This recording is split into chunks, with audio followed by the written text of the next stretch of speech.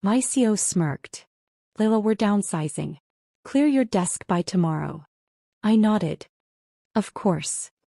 He didn't know I already had an offer from his biggest rival. By Monday, his smile vanished as he walked into a meeting and saw me sitting at the head of the table. Layla, we're downsizing. Clear your desk by tomorrow. Silence. The words lingered in the air, heavier than the polished mahogany desk between us. I kept my face unreadable even though my heart pounded in my chest.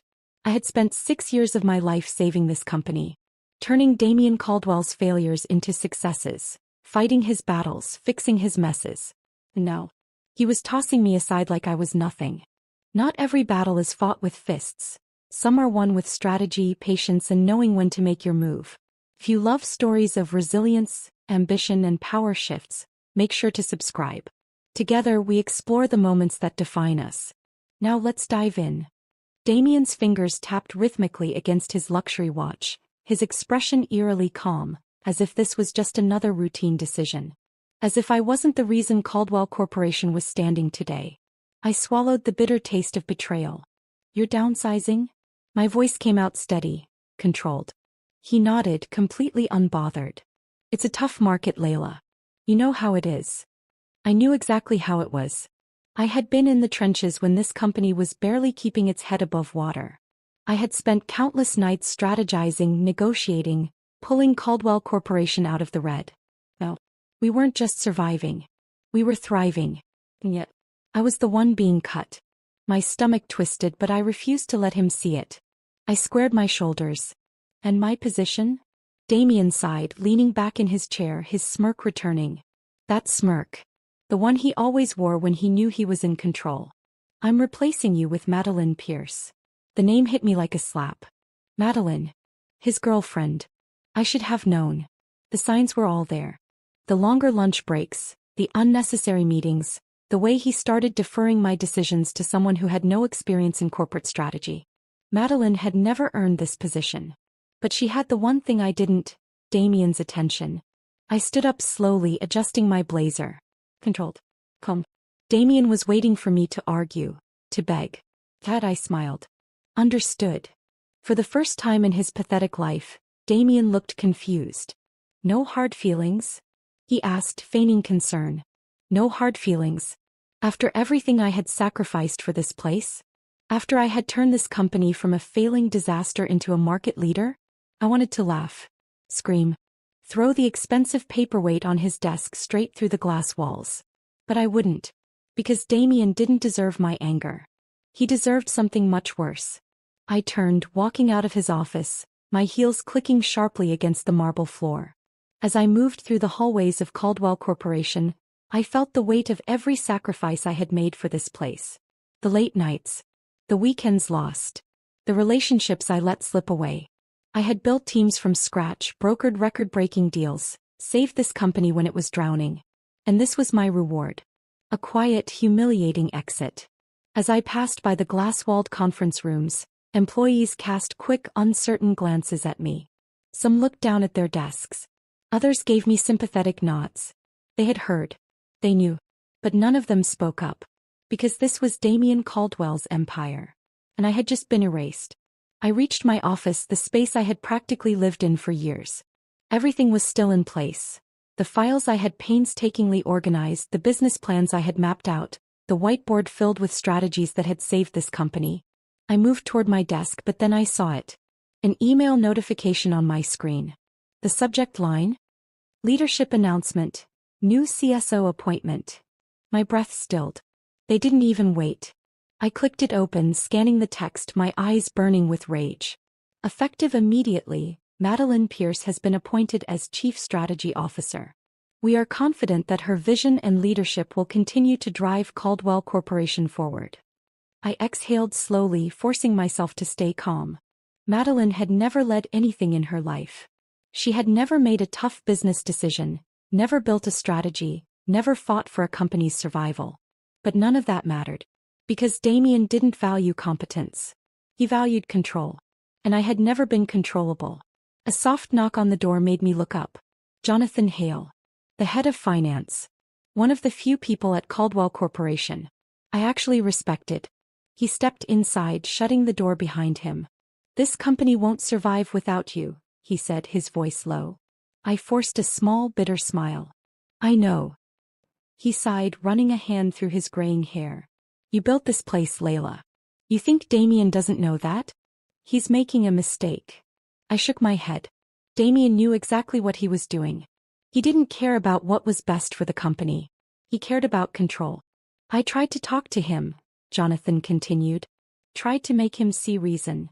I let out a humorless laugh. "And how did that go?" Jonathan's lips pressed into a thin line. "He's going to regret this." I nodded, but I already knew. Because this company's downfall had already begun. I turned back to my desk.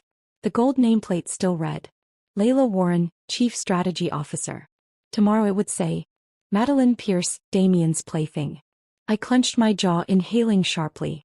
Oh, this wouldn't be my ending. This wouldn't be my story. I had been the backbone of this company. The one who held it together, fixed its failures, made it a leader in the market. Damien thought I was replaceable. He was about to learn just how wrong he was. Because without me, Caldwell Corporation would burn. And I wouldn't have to lift a finger to watch it happen. I stepped out of the Caldwell Corporation building, the cold night air hitting my face like a slap. I should have felt something, anger, sadness, relief, anything. But right now there was only a hollow space inside my chest, one I wasn't ready to acknowledge. I adjusted the strap of my bag on my shoulder, my grip tightening around the handle of the small box carrying the last remnants of my career. 6 years of my life. Reduced to a few office supplies and a framed certificate. How poetic. The streets were unusually quiet, the city lights flickering against the dark sky. I needed a destination, somewhere to sit, to process, to think. But where? Not home. That would make it feel too real. Not a friend's place. I wasn't ready for sympathy. And then, as if on instinct, my feet started moving, carrying me down the familiar sidewalks of downtown. I hadn't been walking for more than 5 minutes when a voice called out from behind me. "Layla." I froze, my jaw clenching before I even turned around. Madeline. Of course it had to be her. I turned slowly, masking the storm brewing inside me, only to find her standing there in a form-fitting trench coat, her perfectly styled hair swaying in the light breeze. She looked completely at ease, like a queen stepping out of her castle, while I stood there with a box full of my career's ashes. Her lips curled into a practiced, innocent smile. "I just wanted to check in on you." I arched a brow, forcing myself to remain calm. "Check in?" "Yes," she said sweetly, stepping closer. "I know how much this job meant to you." I nearly laughed. The audacity.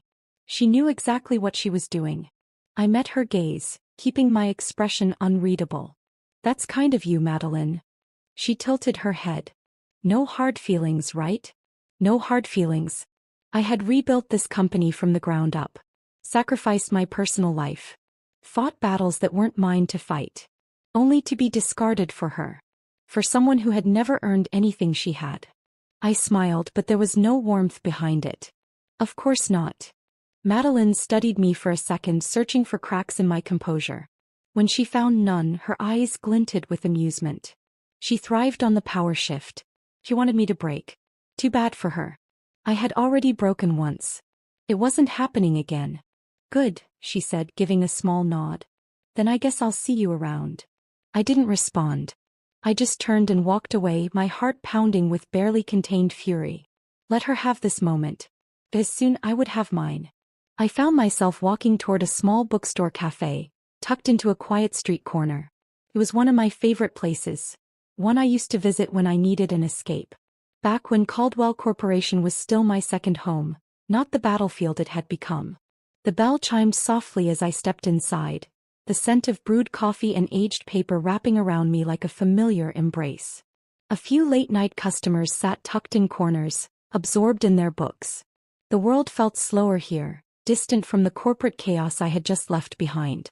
I walked to the counter and ordered a black coffee, something strong enough to pull me out of my thoughts. As I waited, I noticed an old man sitting by the window, hunched over a newspaper. His hands were slightly shaking, his glasses perched at the edge of his nose as he underlined something with a pen.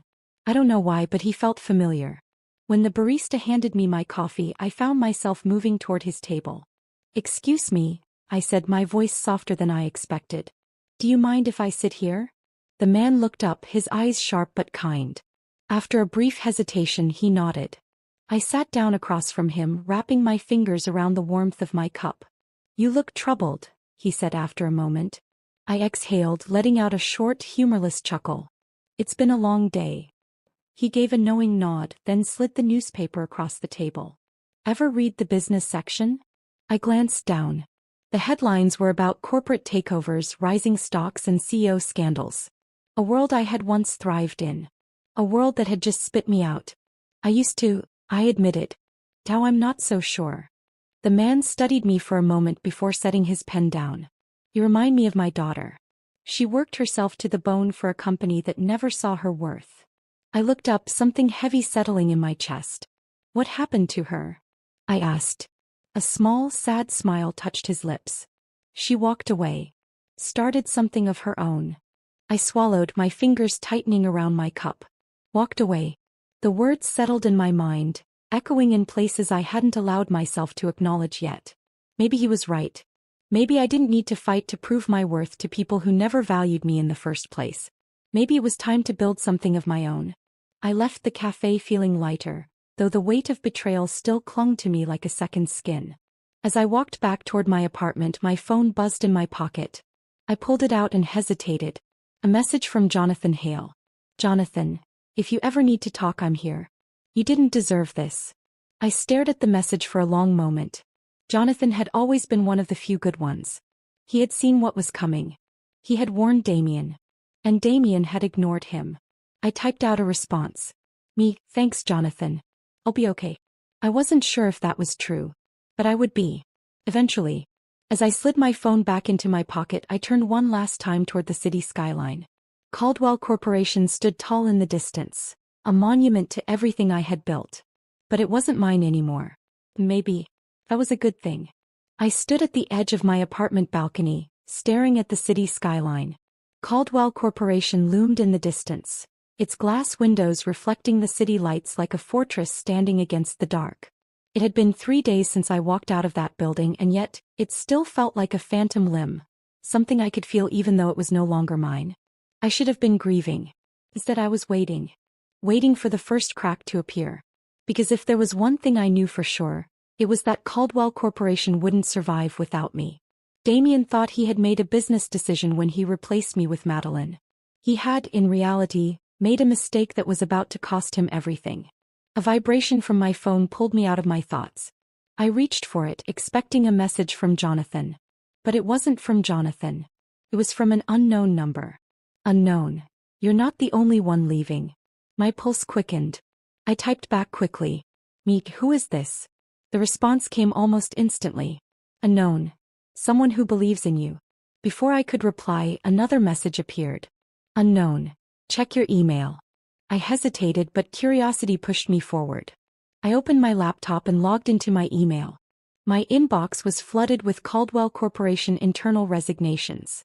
My breath hitched. It wasn't one or two people. It was dozens. Finance, marketing, operations, even a few from the legal team. Half the people I had worked alongside for years were leaving. And suddenly I knew. Damien had thought he was getting rid of me. Instead, he had set off a mass exodus. I refreshed the screen, the number of resignation emails growing by the minute. The people leaving weren't just random employees. They were some of Caldwell Corp's top executives, the brains behind its success. The same people Damien had ignored. The same people he had undervalued. No, they were walking away. And not just anywhere. They were walking straight to me. My phone buzzed again. This time it was a call. I hesitated for half a second before answering. "Who is this?" A deep voice responded. "Richard Langley. I hear you've been busy." My fingers tightened around my phone. Titan Industries. Damien's biggest competitor. The same man who had tried to hire me months ago. No. He wanted to talk. "How did you get my number?" I asked, keeping my tone neutral. Langley chuckled. "People talk, Layla. And right now they're all talking about you." I said nothing. I wasn't about to play into whatever game he was setting up. "You made an impression at Caldwell Corporation," Langley continued. "And it seems you've left with more than just experience. People are following you, Layla. Important people. I didn't respond because he wasn't wrong. And we both knew what he was about to offer. You're a smart woman, Langley said. You know where this is headed. I want you at Titan Industries. Full executive power. Build something with us. I closed my eyes for a brief second. I had been loyal to Caldwell Corporation for 6 years. I had built everything. And Damien had thrown me away. No. He was about to watch me take everything he once had. I exhaled. I'm listening. By the time the call ended, the deal was set. I wasn't just joining Titan Industries. I was leading a new initiative. One that would specifically target Caldwell Corporation's market share. Damien had played me like a disposable piece on a chessboard. No. I was flipping the entire board. But before I could strike, I needed to understand what was left of Caldwell Corp. I reached for my phone and dialed Jonathan. He answered on the first ring. Tell me you've seen the resignations. I have, I said. And I need to know what else is happening. Jonathan sighed. Layla, it's worse than you think. Damien is losing his grip. Investors are panicking. Clients are questioning whether the company can hold up. And with all these resignations, it's turning into a disaster. I smiled. Good. Jonathan hesitated. Layla, what are you planning? I didn't answer right away. Because this wasn't just about business. This was personal. And I wasn't done yet. 2 days later, I sat in the boardroom of Titan Industries, overlooking the city skyline. Across from me sat some of Caldwell Corp's former executives, people who had walked out after my firing. These weren't just employees. These were the architects of Caldwell Corp's success. No. They were mine. I leaned forward, hands clasped together. We're going to do this carefully. No mistakes. No rushed moves. The room was silent. Then one of the former marketing heads spoke. What's the plan? I looked around the table, meeting each of their gazes. Then I smiled. The plan is simple, I said. We dismantle Caldwell Corporation from the inside out. A silence settled over the boardroom. The kind that stretched, thick with expectation and the weight of decisions that couldn't be undone. I leaned back in my chair, fingers pressed together, scanning the faces of the executives who had followed me from Caldwell Corporation to Titan Industries. Some were eager, their eyes burning with the same quiet vengeance that fueled me. Others looked wary, understanding the gravity of what we were about to do. I didn't blame them. We weren't just competing with Caldwell Corp. We were tearing it apart, piece by piece, client by client, dollar by dollar.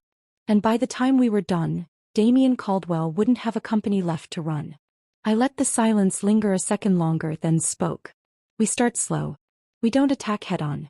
We let the cracks that are already forming do the work for us. The former head of finance, Malcolm Carter, frowned. We already know Caldwell Corporation is in free fall, but they're not dead yet. Damien is going to fight. I smiled. Of course he is. That's why we don't go for him directly. We go for the foundation. The clients, Jonathan said, nodding in understanding. I met his gaze. Exactly. Damien had always believed the company revolved around him. What he never realized was that the real power lay in the people who trusted us, the clients who invested in our leadership. And now they had a choice to make. Stay with a sinking ship or join the woman who had built it in the first place. By the next morning, my team had a list of Caldwell Corp's top 15 clients. I knew each one by name, not because I had memorized them for business reasons, but because I had built those relationships myself. I had spent years understanding their industries, anticipating their needs, and making sure they trusted Caldwell Corporation with their money. And now I was about to take that trust with me. I set up 5 meetings in the next 3 days, all with long-standing clients who had already been calling with concerns about the instability at Caldwell Corp. I didn't have to convince them to leave. I just had to show them the reality of where things were headed. I arrived at the first meeting early, sitting at the head of a sleek conference table inside Titan Industries' private suite. Across from me sat David Hawthorne, CEO of a high-profile tech firm. He had been one of Caldwell Corp's biggest investors for 3 years. And from the way he looked at me now, I already knew he was considering pulling out. Layla, he greeted, his expression serious. I assume you know why I agreed to this meeting. I nodded, keeping my tone even. Because you're worried. His jaw tightened, but he didn't deny it. I invested in Caldwell Corporation because I trusted you. And now you're not there. That tells me I made a mistake. I leaned forward slightly. Then let me ask you something, David. If I was never part of the picture, would you still trust Damien Caldwell to run your investment? A beat of silence. Then he sighed. That's what I thought, I said, my voice softer now. You don't have to be tied to a company just because of history. What you need is stability. And I can give you that. His fingers drummed against the table. I could tell he was already convinced, he just needed the final push. So I gave it to him. Titan Industries is prepared to offer you better terms, faster returns, and leadership you can rely on. I paused, letting my words sink in.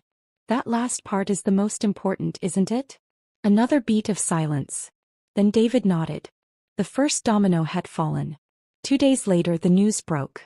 David Hawthorne had officially moved his investments from Caldwell Corporation to Titan Industries. And Damien was spiraling.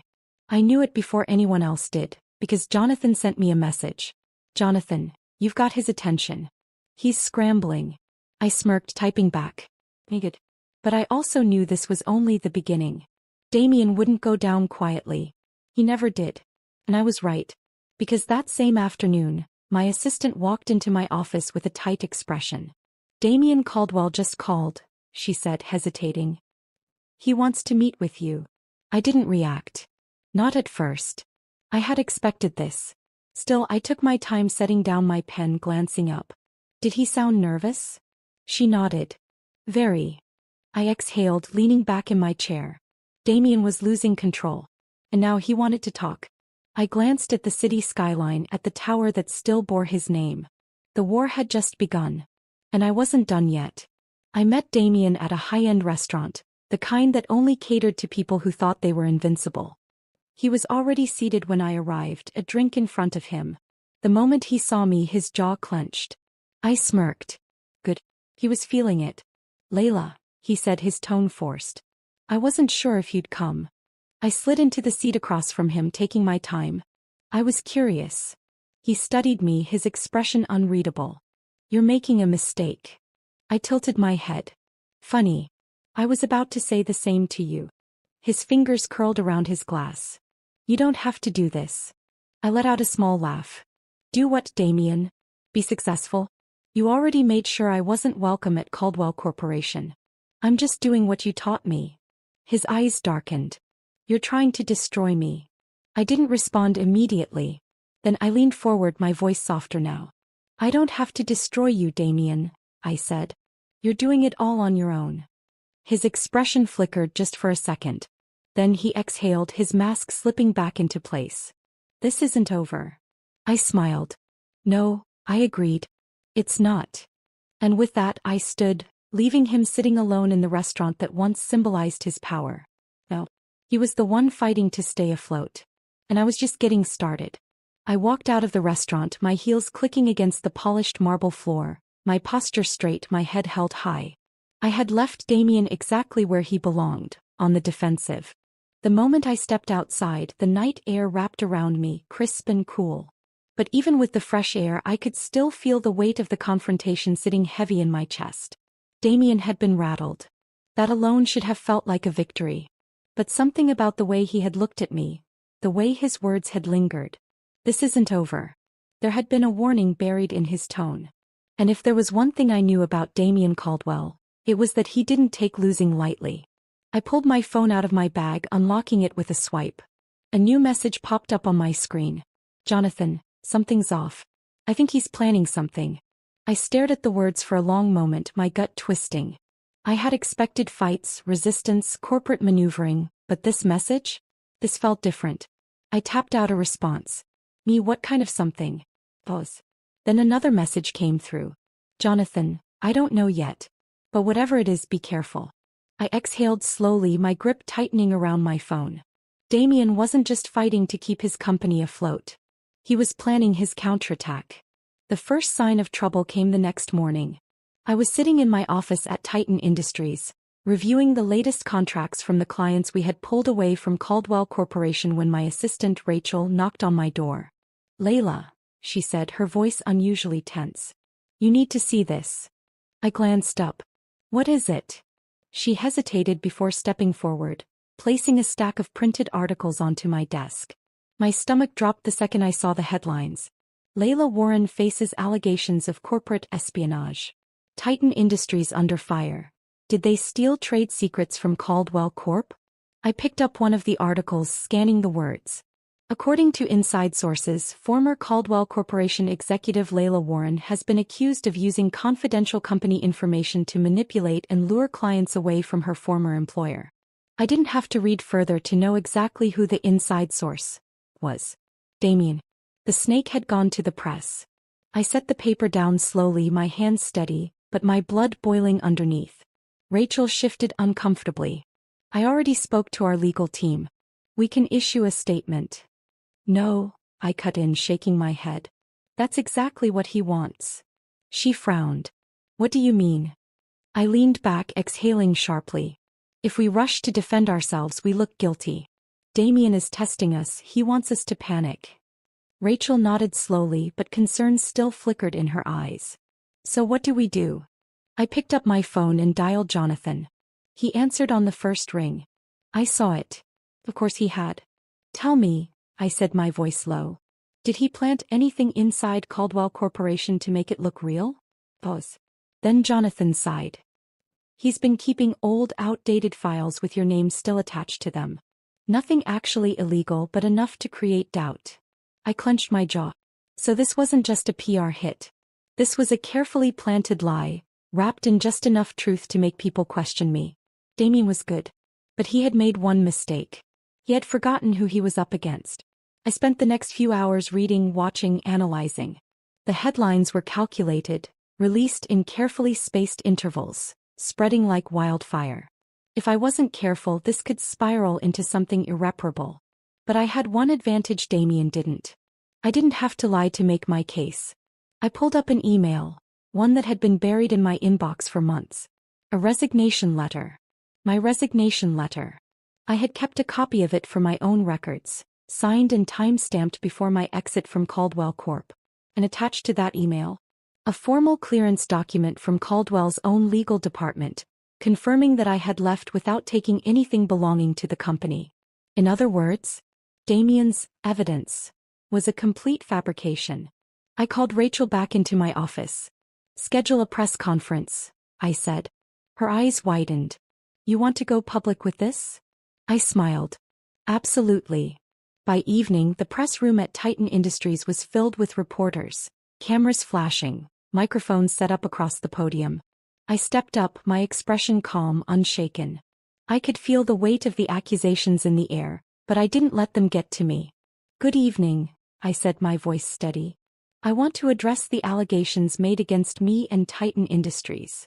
I reached into my folder and held up the clearance document from Caldwell Corporation's legal team. This document, I continued, is proof that when I left Caldwell Corporation, I did so with complete transparency. The cameras flashed. I placed another document on the podium. And this, I said, is a copy of my official resignation letter, signed months before these accusations ever surfaced. A murmur ran through the room. I let them absorb it for a second before delivering the final blow. The claims against me are not only false, but they were strategically planted by an individual who stands to gain from my downfall. I looked directly into the cameras, making sure my next words hit exactly where they needed to. I encouraged Damien Caldwell to come forward with real evidence, if he has any. I paused, my smile razor-sharp.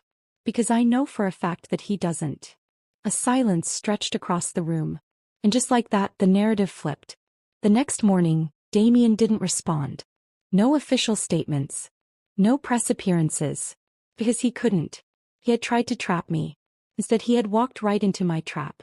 Rachel walked into my office with a grin. Well, the internet is having a field day. I smirked. Good. I glanced at my phone. No new calls.